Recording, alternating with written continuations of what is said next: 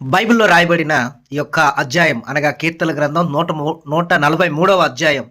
మీరు ప్రతిరోజు రాత్రిపూట ధ్యానం చేసినట్లయితే, చదివితే మరుసటి ఉదయమున ఖచ్చితంగా దేవుడు మీకు గుడ్ న్యూస్ వినిపిస్తాడు.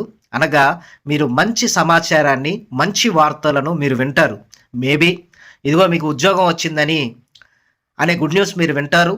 అలాగనే ఇదిగో మీ యొక్క వివాహ సంబంధం అనేది కుదర్చబడిందని గుడ్ న్యూస్ మీరు వింటారు. మీ లోన్ శాంక్షన్ అయిందని మెయిల్స్ మీకు వస్తాయి. ఇలాగా ఆ రోజంతా కూడా శుభకరమైన ఆనవాలను మీరు చూసి మీ జీవితంలో శుభం జరుగుతుంది. సో మీరు గుడ్ న్యూస్ మీరు వింటారు. ఎప్పటి నుండో మీరు గుడ్ న్యూస్ వినాలనుకుంటున్నారు, కానీ ఎప్పుడు చూసినా కానీ బ్యాడ్ న్యూస్లే మీరు వింటున్నారు. ఎప్పుడు చూసినా కానీ మీ జీవితంలో బ్యాడే కానీ గుడ్ అనేది జరగట్లా. కానీ బైబిల్లో రాయబడిన యొక్క అధ్యాయాన్ని మీరు లోతుగా ధ్యానం చేసినట్లయితే, పలుసార్లు ధ్యానం చేసినట్లయితే, ఎందుకనగా ప్రార్థన చేయడం రాకపోతే ఈ కీర్తన చదివి మీరు దేవునికి ప్రార్థన చేయొచ్చు. దేవుడు మీ ప్రార్థన వింటాడు.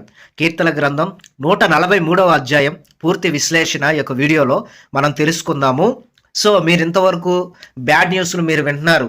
అంటే ఎప్పుడు చూసినా కానీ నష్టం జరిగింది, శ్రమ వచ్చింది, బాధ వచ్చింది, వేదన కలిగింది, దుఃఖం కలిగింది, గొడవలు, అల్లర్లు, ఎప్పుడు కూడా ఇలాంటి బ్యాడ్ న్యూస్లే మీరు వింటా వచ్చి ఉన్నారు. డాక్టర్ గారు ఫోన్ చేసి మీకు ఇలాగ డబ్బులు కట్టాలి, లేకపోతే వాళ్ళు ఫోన్ చేసి మీరు డబ్బులు ఇవ్వాలి కదా, డబ్బులు ఇవ్వండి. ఇలాగ ఎప్పుడు చూసినా కానీ ఫోన్ కాల్స్ అయినా కానీ, మెయిల్స్ అయినా కానీ, వాట్సాప్ మెసేజెస్ అయినా కానీ, లేకపోతే ఎప్పుడు కూడా దుర్వార్తలే మీకు వినపడుతున్నాయి. కానీ యేసుక్రీస్తు నామములో ఇక ఆ దుర్వార్తలు మీకు వినపడకుండా ఇక నుండి మీకు గుడ్ న్యూస్లు మీరు వినడానికి దేవుడు సహాయం చేయబోతున్నాడు. నేటి నుండే అది జరగబోతా ఉన్నది. ఇది నమ్మండి. వాక్యంలోనికి వెళ్లే ముందు దయచేసి ఈ యొక్క వీడియోని మీరు లైక్ చేయండి, అలాగే ఈ ఛానల్ని సబ్స్క్రైబ్ చేయండి. అలాగనే మీరు నేను రేపు గుడ్ న్యూస్ వింటానని కామెంట్ చేయండి. అలాగే హై పాయింట్స్ ఉంటాయి, హై పాయింట్స్ కూడా ఈ యొక్క వీడియోకి ఇవ్వండి. సో ఇప్పుడు మన వాక్య ధ్యానంలోనికి వెళ్దాము. బైబిల్ గ్రంథం తీసుకొని, డైరీ తీసుకొని, పెన్ను పేపర్ దగ్గర పెట్టుకొని చక్కగా చదువుతున్నదంతా కూడా మనసులోకి, అలాగే పేపర్ మీద పుస్తకంలో రాసుకోనండి. దేవుడు మీతో మాట్లాడతాడు. సో మీ యొక్క బ్యాడ్ న్యూసెస్ అన్నీ కూడా గుడ్ న్యూసెస్గా మార్చబడతాయి. ఎందుకనగా వాక్యంలో అంత శక్తి ఉంది. వాక్యం ఒక మనిషి జీవితాన్ని మార్చగలుగుతుంది. అందుకనే కీర్తన గ్రంథం 143వ అధ్యాయంలో రాయబడిన దేవుని యొక్క వాక్యాలను ఇప్పుడు మనము ధ్యానము చేసుకుందాము. సో మొదటి నుంచి ఆఖరి వరకు కూడా నేను మీకు చదివి వినిపించి దేవుని యొక్క వాక్యంలో ఉన్న అనేక మాటలను నేను మీకు తెలియపరుస్తాను. యెహోవా నా ప్రార్థన ఆలకింపుము, నా విన్నపనములకు చెవియొగ్గుము. నీ విశ్వాసతను బట్టి, నీ నీతిని బట్టి నాకు ఉత్తరమిమ్ము. నీ సేవకునితో వేద్యమాడకము, సజీవుల్లో ఒకడును నీ సన్నిధిని నీతిమంతుడుగా ఎంచబడడు. చూడండి, దేవునికి ప్రార్థన చేసేటప్పుడు దావీదు, ప్రభువా నా ప్రార్థన ఆలకించు, నా విన్నపాలకు చెవియొగ్గు అనగా దేవుడు నీ ప్రార్థన ఆలకిస్తాడు. నీ విన్నపాలకు దేవుడు చెవియొగ్గుతాడు, అంటే వింటాడనమాట. అందుకనే నీవు ప్రార్థన చేసేటప్పుడు మనం దేవుడికి అనాలి, యేసయ్యా నా ప్రార్థన ఆలకించు, నా విన్నపాలకు చెవియొగ్గు అని దేవుని వద్దకు వెళ్ళి మనము ప్రార్థన చేసి, నీ విశ్వాసతను బట్టి, నీ నీతిని బట్టి నాకు ఉత్తరమిమ్ము. దేవుడి యొక్క విశ్వాసత, ఆయన యొక్క నీతి ఆయన మనకు ఉత్తరం ఇస్తాడనమాట. అనగా దేవుడికి నువ్వు ప్రార్థన చేసినప్పుడు, దేవుడికి నీవు చేసిన ప్రార్థనకి దేవుడు నీకు జవాబిస్తాడు. అలాగే ఇక్కడ దావీదు అంటున్నాడు, నీ సేవకునితో వేద్యమాడకుము, సజీవుల్లో ఒకడును నీ సన్నిధిని నీతిమంతుడిగా ఎంచబడడు. చూడండి, దావీదు అంటున్నాడు, అయ్యా నాతో వేద్యమాడద్దు, అంటే నాతో ఆర్గ్యూ చేయొద్దు ప్రభువా. నేను ఎవరు కూడా నీ సన్నిధానంలో నీతిమంతుడిగా ఎంచబడరు. సజీవులలో ఈ రోజున సజీవులుగా ఉన్న మనలో ఎవరు కూడా దేవుని సన్నిధానంలో నీతిమంతులుగా ఎంచబడరు. మనమందరం పాపులం. ఆయన కృప ద్వారా మనం నీతిమంతులుగా తీర్చబడ్డాం. ఆయన దేవుని అడుగుతున్నాడు, శత్రువులు నన్ను తరుముచున్నారు, వారి నా ప్రాణమును నేల పడగొట్టుచున్నారు. చిరకాలం క్రిందట చనిపోయిన వారితో పాటు గాఢంధకారంలో నన్ను నివసింపజేయుచున్నారు.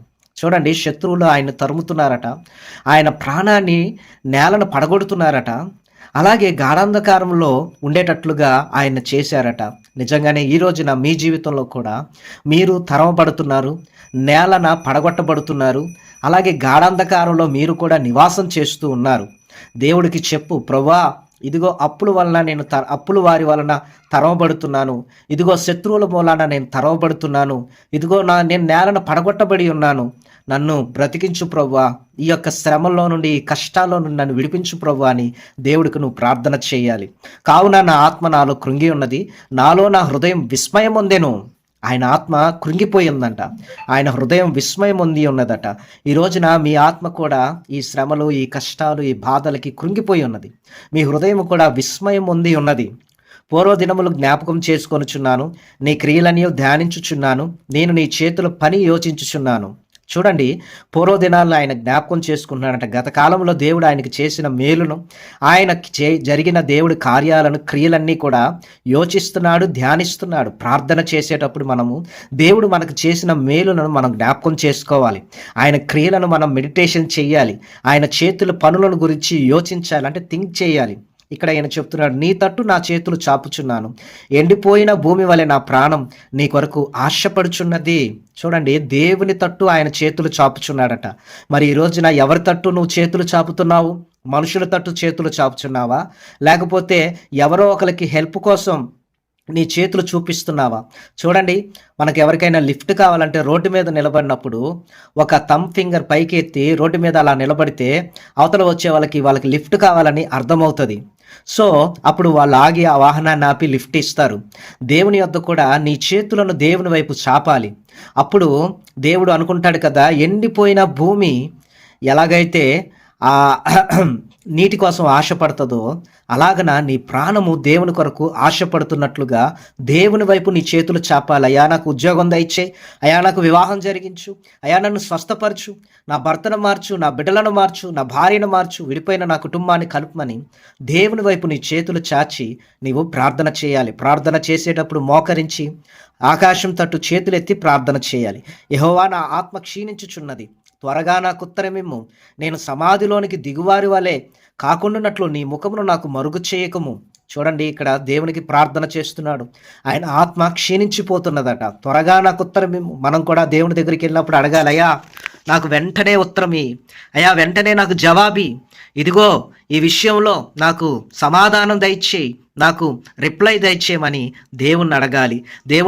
ప్రభువా నీ ముఖాన్ని నాకు మరుగు చేయొద్దు ప్రభువా అని మనం కూడా దేవుణ్ణి అడగాలి. నీ యందు నేను నమ్మిక ఉంచి ఉన్నాను, ఉదయం నీ కృపావార్తను నాకు వినిపింపుము. ఆ రోజు రాత్రి దేవుని వద్దకు వెళ్ళి ప్రార్థన చేస్తున్నాడు. అయ్యా నీ మీద నేను నమ్మకం ఉంచుకున్నాను, ఉదయాన్నే నేను ఒక గుడ్ న్యూస్ను వినాలి. రేపు అయ్యా నీ కృపతో కూడిన వార్తలు నాకు వినిపించు ప్రభువా, నీ వైపు నా మనసు ఎత్తుకొనుచున్నాను, నేను నడవలసిన మార్గం నాకు తెలియచేయి ప్రభువా అని దేవునికి ప్రార్థన చేస్తున్నాడు. నీవు కూడా దేవుని యందు నమ్మిక ఉంచి ఆయన వైపు నీ మనసును ఎత్తుకొని ఆయన వైపు నీ చేతులెత్తి, అయ్యా ఉదయాన్నే నాకు అద్భుతం చేయి ప్రభువా, ఉదయాన్నే నాకు ఆశ్చర్యమైన కార్యం జరిగించు ప్రభువా అని దేవునికి ప్రార్థన చేస్తే నీవు నడవలసిన మార్గాన్ని దేవుడు నీకు తెలియపరుస్తాడు. రేపే ఎర్లీ మార్నింగ్ సన్ రైజ్ అయ్యే సమయంలోకి నీవు ఒక గుడ్ న్యూస్ విన్నట్లుగా దేవుని కృపావార్తను నీకు వినిపించును గాక. యెహోవా, నేను నీ మరుగుజు వచ్చి ఉన్నాను, నా శత్రువుల చేతిలో నన్ను విడిపింపుము, నీవే నా దేవుడు, నీ చిత్తానుసారంగా ప్రవర్తించుటకు నాకు నేర్పుము. దేవుని అడుగుతున్నాను, అయ్యా నేను మరుగుజు వచ్చి ఉన్నాను అంటే నేను నీ దగ్గర దాక్కొని ఉన్నాను, నా శత్రువుల చేతిలో నన్ను విడిపింపుము. నీవు కూడా దేవుని చాటున ఉండాలి, శత్రువుల చేతిలో విడిపించమని దేవుణ్ణి అడగాలి. నీవే నా దేవుడవు, నీ చిత్తానుసారంగా ప్రవర్తించుటకు నాకు నేర్పుము. దయగల నీ ఆత్మ సమభూమి గల ప్రదేశమందు నన్ను నడిపించుగలక. చూడండి, దేవునికి మీరు ప్రార్థన చేయాలి. అయా నీ చిత్తానుసారముగా ప్రవర్తించడం నాకు నేర్పించు, ఇదిగో నా సొంత ప్రవర్తనతో నాకు నష్టాలు జరుగుతున్నాయి, నీ చిత్తానుసారంగా నీ ఇష్ట ప్రకారంగా ప్రవర్తించడం నాకు నేర్పించు అని దేవునికి మనం ప్రార్థన చేయాలి. దయగల దేవుని ఆత్మ సమభూమి గల ప్రదేశమందు నన్ను నడిపించునుగాక. ఈ భూమి మీద నువ్వు నడవాలి అంటే, దేవునిలో నువ్వు ముందుకు వెళ్ళాలంటే దేవుని ఆత్మ ద్వారా మాత్రమే నువ్వు నడిపించబడాలి. యెహోవా నీ నామమును బట్టి నన్ను బ్రతికించుము. చూడండి, దేవుని యొక్క నామమును బట్టి నీవు బ్రతికించబడతావు. చూడండి, నీ నీతిని బట్టి నా ప్రాణమును శ్రమలో నుండి తప్పించుము. దేవుని యొక్క నీతిని బట్టి నీ ప్రాణము శ్రమల్లో నుండి తప్పించబడుతుంది. నేను నీ సేవకుడను, నీ కృపను బట్టి నా శత్రువులను సంహరింపుము. నిజమే, నువ్వు దేవుని యొక్క సేవకుడువు, సేవకురాలవు. ఆయన కృప ద్వారా నీ శత్రువులందరినీ దేవుడు సంహరిస్తాడు. నా ప్రాణమును బాధపరచు వారందరినీ నశింప చేయము. నీ ప్రాణాన్ని ఎవరైతే బాధపరుస్తున్నారో వాళ్ళందరూ కూడా నశింప చేయబడతారు. సో ఈ యొక్క దేవుని యొక్క వాక్యంలో మీరు దేవుని యందు నమ్మిక ఉంచండి. ఉదయమున దేవుడు తన కృపావార్తను నీకు వినిపించి ఆయన నీవు నడవలసిన మార్గాన్ని నీకు బోధించి ఆయన నిన్ను ముందుకు తీసుకొని వెళ్తాడు. నీ చేతులను ఆయన వైపు ఎత్తి ఆయన తట్టు నీ చేతులను ఎత్తి దేవుని సన్నిధానంలో ప్రార్థన చేయి. ఆయన మీద నువ్వు నమ్మకం ఉంచు, ఆయన క్రియలను ధ్యానించు, ఆయన చేతుల పనులను యోచించు. నీ తట్టు దేవుని తట్టు నీ చేతులు చాపి ఇదిగో ఎండిపోయిన భూమి వలె ప్రాణముని దేవుని కొరకు ఆశపడి దేవుని యొద్ద కనిపెట్టుకొని ఉమ్ము. దేవుడు త్వరగా నీకు ఉత్తరం ఇస్తాడు. ఇదిగో దేవుడు తన ముఖము నీకు మరుగు చేయకుండా రేపు ఉదయాన్నే నీకు గుడ్ న్యూస్ వినిపించేలాగా దేవుడు చేయబోతా ఉన్నాడు. సో ఇక్కడితో ఈ యొక్క కీర్తన అనేది సమాప్తం అయిపోయినది. బైబిల్లో ఉన్న ఈ అధ్యాయాన్ని చదివితే నువ్వు రాత్రిపూట చదువు, ఉదయాన్నే ఖచ్చితంగా మోకరించి చదివి ప్రార్థన చేయి. ఉదయాన్నే ఏదో ఒక ఉదయమున దేవుడు గుడ్ న్యూస్ నీకు వినిపిస్తాడు. సో ప్రార్థన చేయడం మీకు రాదు, ఈ కీర్తన చదివి ఆ కీర్తనలో నిన్ను నీవు ఊహించుకొని ఆ మాటలే దేవుడికి నీ ప్రార్థనగా చెప్పు. దేవుడు నీ ప్రార్థన వింటాడు, దేవుడు నిన్ను ఆశీర్వదిస్తాడు. దేవుడు మిమ్మల్ని దీవించునుగాక. మీకు ఎవరికైనా ప్రార్థన అవసరతలు ఉంటే కనపడుతున్న ఈ 2 నెంబర్లకి కాల్ చేసి మీ ప్రార్థన అవసరాలు తెలియపరచండి. వాట్సాప్ ద్వారా మీ ప్రార్థన అవసరాలు తెలియపరచండి. నా పేరు కిషోర్ కుమార్. అలాగే ఈ ఛానల్ని సబ్స్క్రైబ్ చేయండి, లైక్ చేయండి, షేర్ చేయండి, కామెంట్ చేయండి, హై పాయింట్స్ ఇవ్వండి. అలాగే డిస్క్రిప్షన్ కూడా ఒకసారి చూడండి. ఈ యొక్క మాటలు వినడానికి వీలున్నంత వరకు మీరు హెడ్ ఫోన్స్ వాడండి. అలాగే ఫ్యామిలీ పరంగా ఉంటే టీవీలో పెట్టుకోనండి, టీవీలో పెట్టుకొని పెద్ద సౌండ్ పెట్టుకొని వినండి, ఇంకా మీకు ఆశీర్వాదం కలుగుతుంది. సో నేను రికమెండ్ చేస్తున్నాను, టీవీలో పెట్టుకొని చూడండి. సో దేవుడు మిమ్మల్ని మీ కుటుంబాన్ని దీవించి ఆశీర్వదించును గాక. God bless you, God bless you. ఈ ఛానల్ని సబ్స్క్రైబ్ చేయండి, లైక్ చేయండి, కామెంట్ చేయండి. రేపు నేను గుడ్ న్యూస్ వింటున్నాను అని కామెంట్ చేయండి. అలాగనే అనేకులకు కూడా షేర్ చేయండి. దేవుడు మిమ్మల్ని మీ కుటుంబాన్ని దీవించును గాక.